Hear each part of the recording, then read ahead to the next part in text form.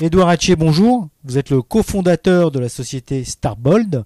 Pourriez-vous nous présenter votre entreprise?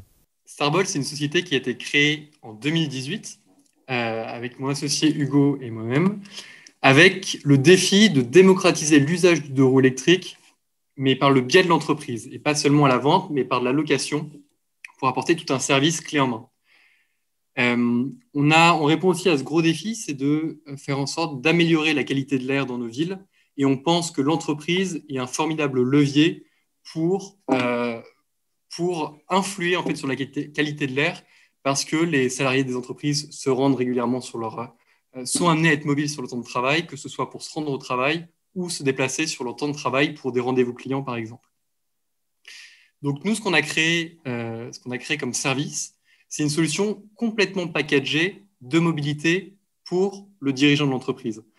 La manière dont ça fonctionne, c'est que le responsable des services généraux, le dirigeant, les RH vont s'abonner à notre service. Nous, on va mettre à disposition de l'entreprise une flotte de deux roues électriques, que ce soit de la trottinette électrique, du vélo électrique et du scooter électrique, qu'on fait faire avec des partenaires. On va les mettre en location dans l'entreprise avec deux possibilités d'offres. Soit la flotte est partagée pour toute l'entreprise, soit la flotte est attribuée à un salarié, comme du vélo de fonction, comme de la voiture de fonction. Aujourd'hui, on s'adresse principalement à trois segments. Un, les agences immobilières qui sont amenées à très régulièrement se déplacer sur leur temps de travail. Le deuxième segment sont les scale-up, donc ces grosses entreprises assez tech qui veulent vraiment favoriser l'expérience collaborateur, et le deux roues devient un élément clé en fait, du kit de travail du salarié, comme son ordinateur portable. Et enfin, des plus grosses entreprises plus traditionnelles qui, elles, souhaitent répondre au plan de mobilité durable, et Starbolt s'inscrit complètement dedans pour favoriser une mobilité plus douce et électrique. Quelle est votre actualité? Sur le service, on va changer un petit peu de stratégie d'acquisition, c'est-à-dire qu'avant, on passait obligatoirement par les RH ou les services généraux pour mettre à disposition notre service.